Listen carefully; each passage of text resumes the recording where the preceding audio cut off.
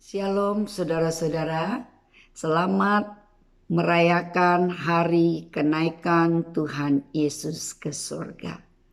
Sungguh kita bersyukur kalau hari ini kita mempunyai kesempatan untuk merayakan hari kenaikannya ke surga. Mari kita akan merenungi satu bagian firman Tuhan yang diambil dari Kisah Para Rasul pasal yang pertama, ayat yang ke-6 sampai dengan ayat yang ke-11. Namun sebelumnya, mari kita berdoa mohon pimpinan Tuhan. Betapa kami bersyukur kepadamu Tuhan, atas kasih anugerah kebaikan Tuhan.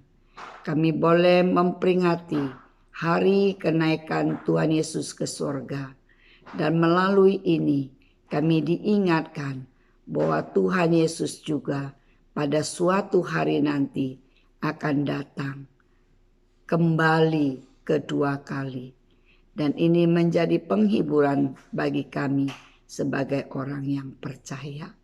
Terima kasih Tuhan, kiranya Engkau memberkati akan firman Tuhan yang akan kami renungkan pada saat ini. Di dalam nama Yesus kami berdoa dan mengucap syukur. Amin.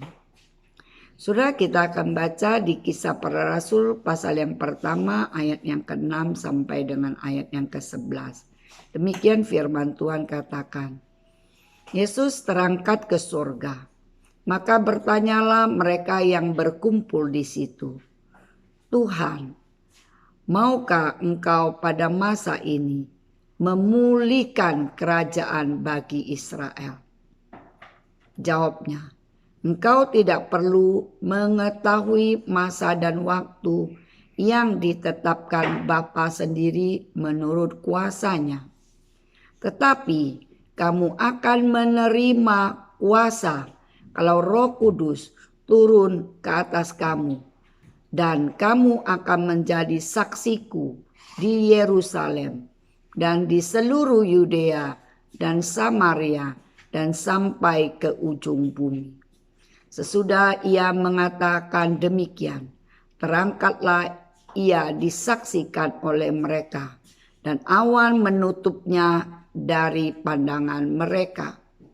Ketika mereka sedang menatap ke langit waktu ia naik itu, tiba-tiba berdirilah dua orang yang berpakaian putih dekat mereka dan berkata kepada mereka, "Hai orang-orang Galilea, mengapakah kamu berdiri melihat ke langit? Yesus ini yang terangkat ke surga meninggalkan kamu akan datang kembali dengan cara yang sama seperti kamu melihat dia naik ke surga." Hari kenaikan Tuhan Yesus ke surga adalah hari yang penting. Mengapa penting? Karena Alkitab mencatatnya.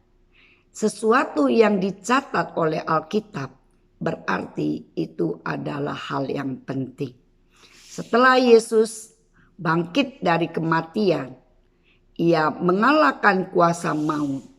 Yesus juga menampakkan kepada murid-muridnya untuk menyatakan bahwa dia adalah pribadi yang sungguh-sungguh hidup.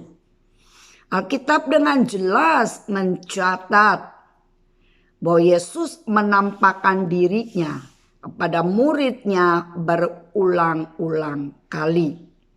Kemudian pada hari di mana dia akan terangkat ke surga, dia membawa murid-muridnya ke satu tempat dan membiarkan murid-muridnya menyaksikan akan kenaikan dia ke surga. Saudaraku, peristiwa kenaikan Tuhan Yesus ke surga ini menandai akhir daripada pekerjaan Yesus di muka bumi ini. Kenaikan Yesus ke surga membuktikan bahwa dia bukan manusia biasa, tetapi ia adalah Tuhan yang adalah sang kebenaran itu, dan Dia adalah Tuhan yang Maha Kuasa. Lalu apa makna kenaikan Tuhan Yesus ke surga bagi orang percaya?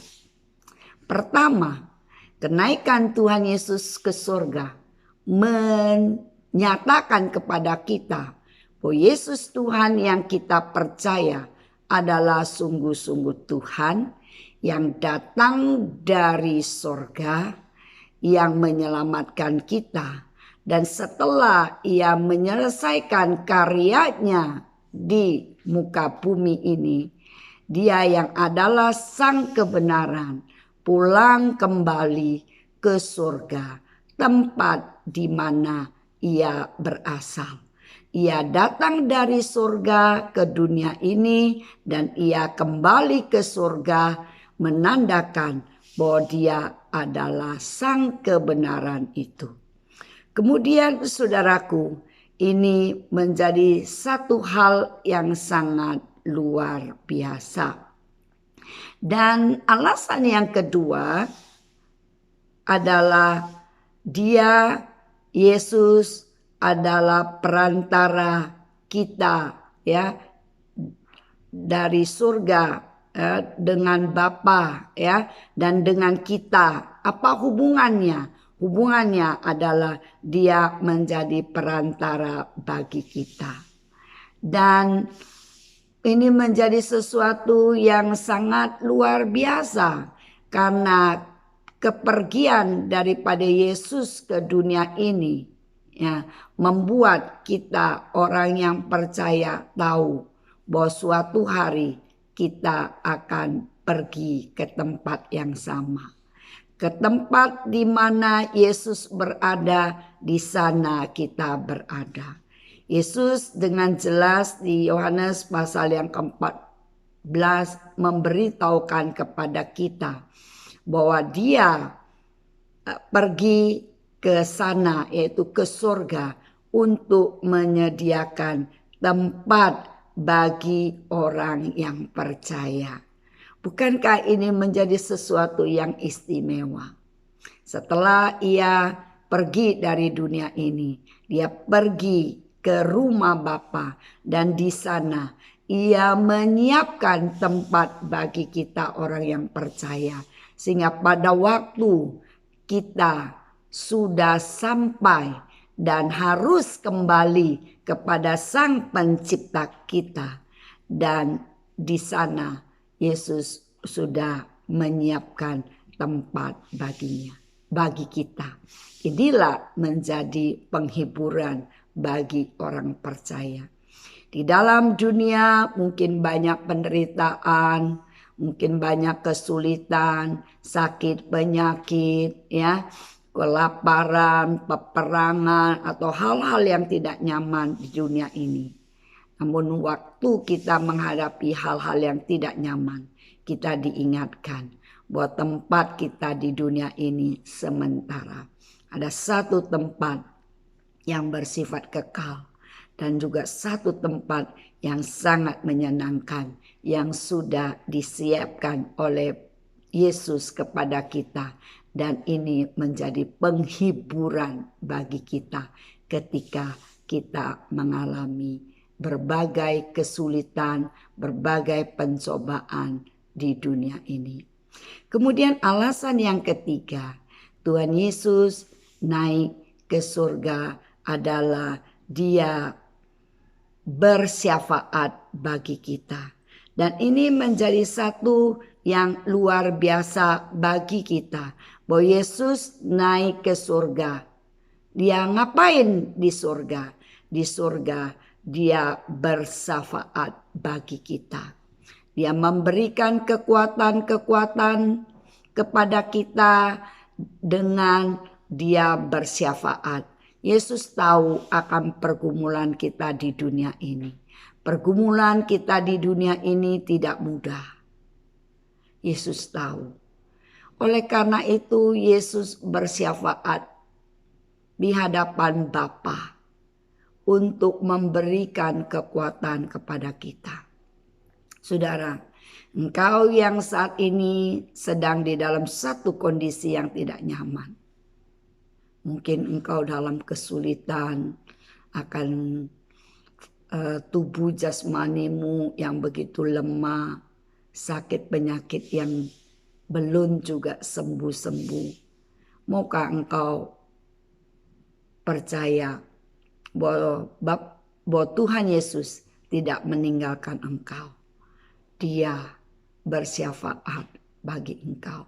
Dia memberikan kekuatan kepada engkau. Maukah engkau sungguh-sungguh berharap dan engkau berkata, Yesus bersyafaat bagi saya. Oleh karena itu saya kuat dalam menghadapi pergumulan apapun di dunia ini. Saudara, Yesus menjadi pengantara yang berdoa bagi orang percaya. Ini terlihat di Ibrani yang memberitahukan kepada kita. Yesus naik ke surga dan dari sana dia akan menjadi pembela dan pengantara kita di hadapan Allah Bapa. Dia berdoa bagi setiap orang percaya sesuai dengan apa yang menjadi pergumulan kita. Dia tahu, dia tidak pernah membiarkan kita. Melalui doa syafaat Yesus, setiap orang yang datang kepada Allah Bapa akan dapat menerima kasih karunia. Ini menjadi satu penghiburan yang luar biasa. Kemudian Yesus berada di surga. Apa yang ia lakukan? Yesus mengirim Roh Kudus kepada orang percaya. Yesus harus naik ke surga dulu, baru dapat mengutus Roh Kudus ke dunia ini. Roh Kudus yang akan menolong dan memimpin semua orang percaya, memberikan kekuatan, menginsafkan kita akan dosa, menyadarkan kita bahwa kita tidak sendiri. Kita ada di dalam pimpinan yaitu Roh Kudus. Saudara, engkau yang percaya kepada Yesus Kristus sebagai Tuhan dan Juru Selamat, maka Roh Kudus yang akan menolong dan memimpin semua orang percaya di dunia ini. Saudara, saat-saat engkau ada di dalam beban berat, Roh Kudus yang akan mengingatkan bahwa engkau tak perlu takut dan berbeban berat karena ada Tuhan yang selalu bersama. Dan Roh Kudus yang sama juga selalu akan mengingatkan kita kepada sang kebenaran yaitu Yesus sendiri.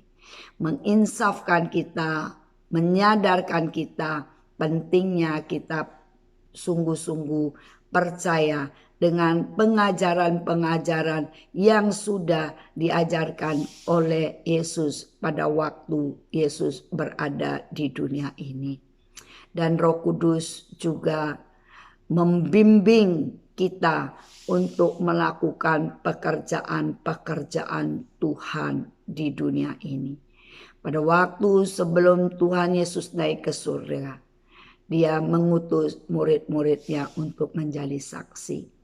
Dan saat ini Tuhan Yesus juga mengutus kita untuk menjadi saksi. Dan Roh Kuduslah yang memberikan kekuatan, memberikan keberanian, memberikan pengarahan kepada kita untuk kita boleh bersaksi. Ada kekuatan yang luar biasa yang Tuhan berikan kepada kita sehingga kita dimampukan untuk melakukan pekerjaan-pekerjaannya. Pekerjaan-pekerjaan yang Tuhan sudah berikan kepada kita adalah untuk memuliakan nama Tuhan, untuk membawa jiwa-jiwa kembali kepada Tuhan. Di luar sana begitu banyak orang yang belum percaya kepada Tuhan. Maka itu menjadi tugas dan tanggung jawab kita untuk memberitakan Injil, untuk membawa orang lain kepada Tuhan. Dan Roh Kudus akan menyertai setiap pelayanan pekerjaan kita di dunia ini. Tantangan dan pergumulan memang ada ketika kita melayani Dia. Tetapi Roh Kudus tidak pernah tinggal diam. Dia akan selalu menyertai dan memberikan keberanian kepada kita untuk bersaksi.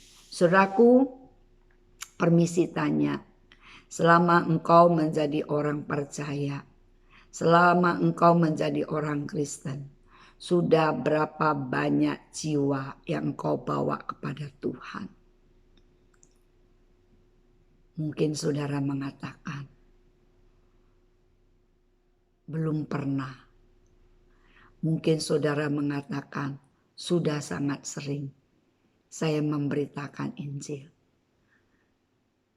Saudara, pada waktu kita menghadap Tuhan nanti, Tuhan tidak bertanya berapa banyak kekayaan yang sudah kita kumpulkan ketika kita di dunia ini.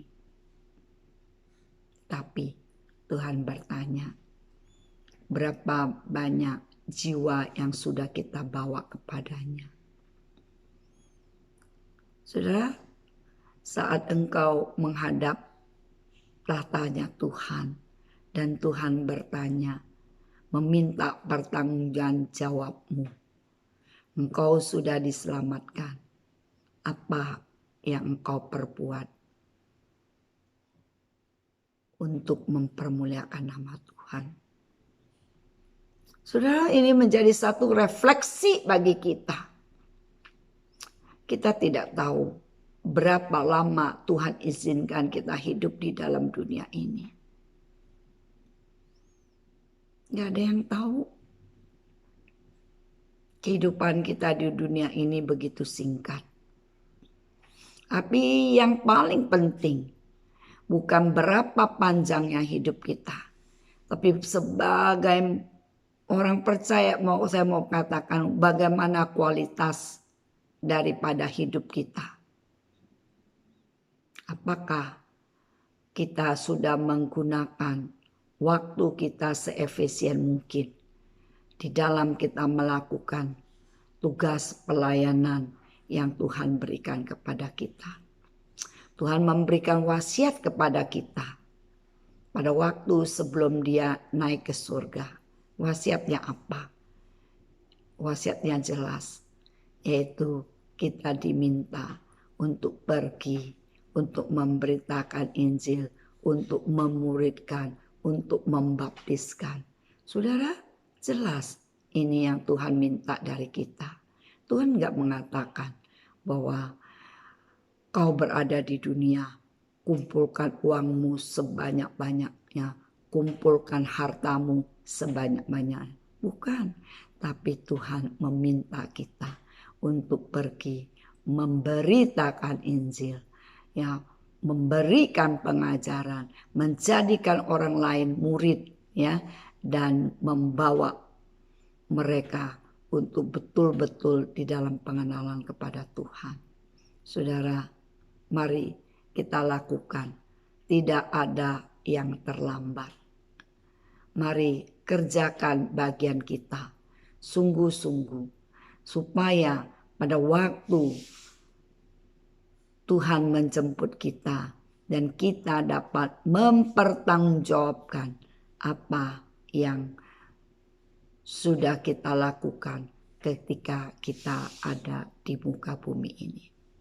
Saudaraku, saya ingin agar kita boleh melakukan pelayanan pekerjaan Tuhan dimanapun Tuhan menempatkan kita. Sudah dapat menjadi pelayan Tuhan.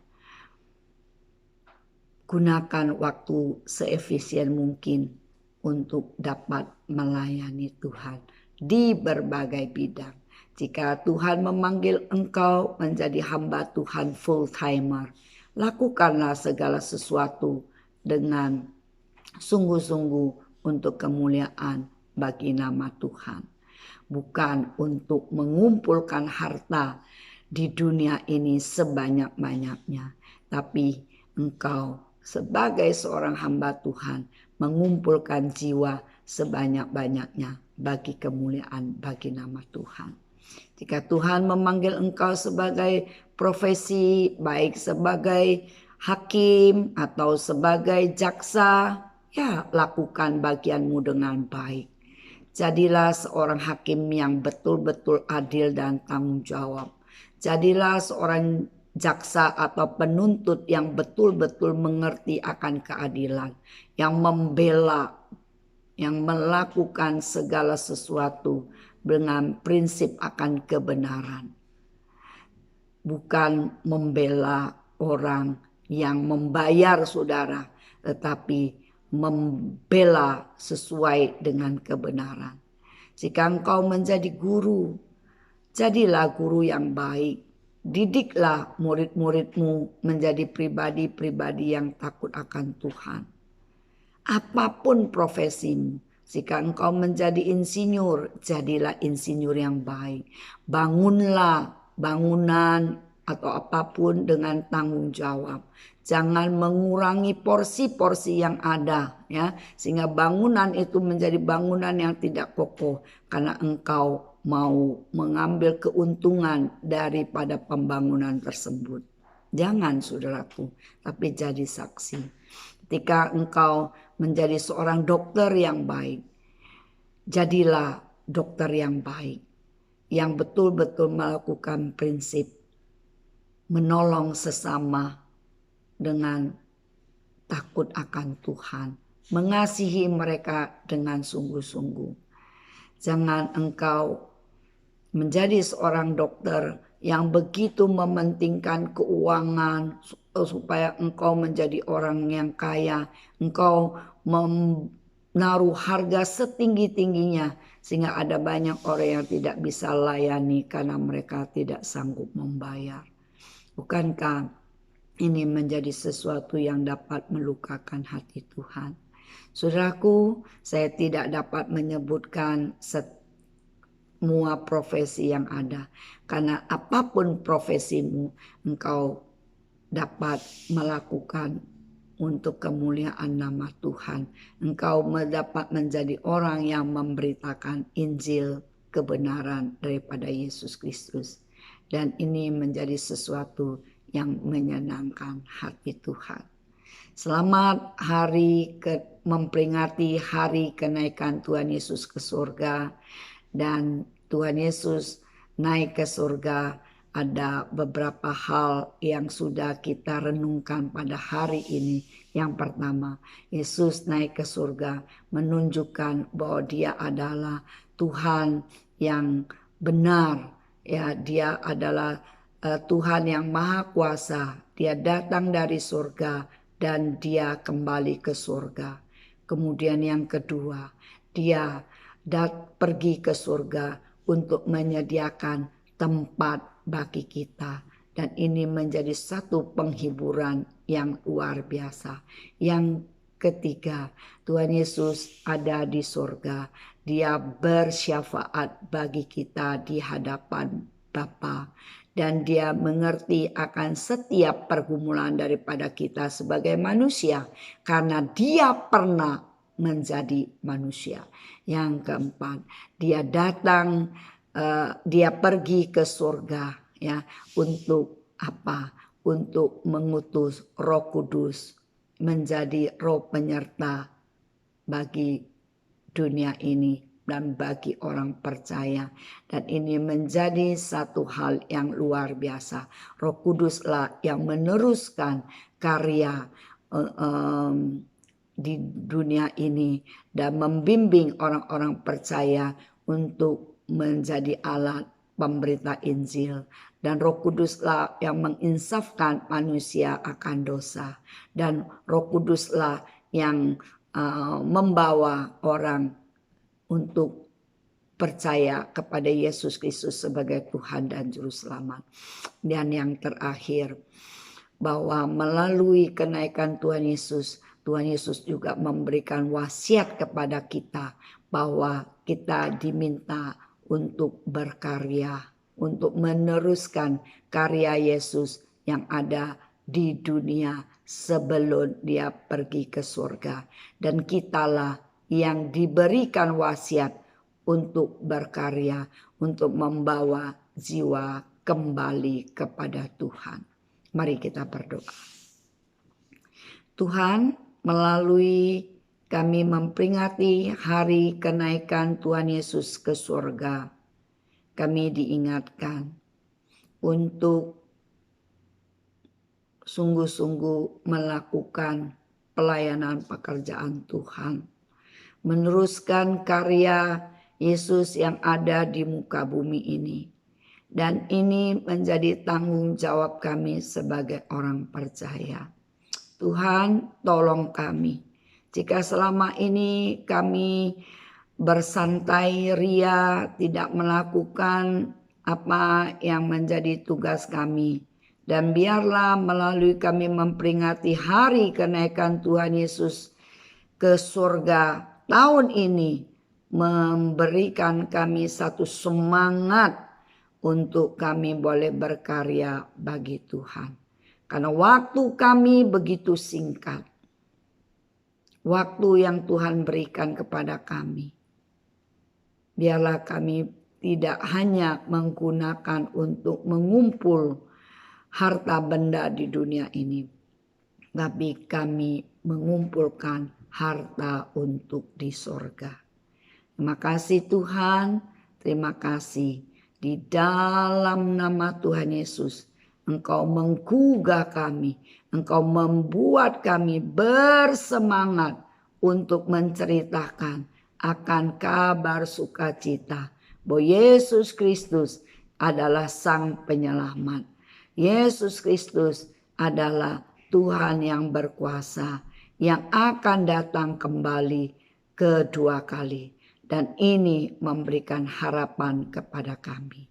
Terima kasih Tuhan. Di dalam nama Tuhan Yesus kami berdoa dan mengucap syukur. Amin.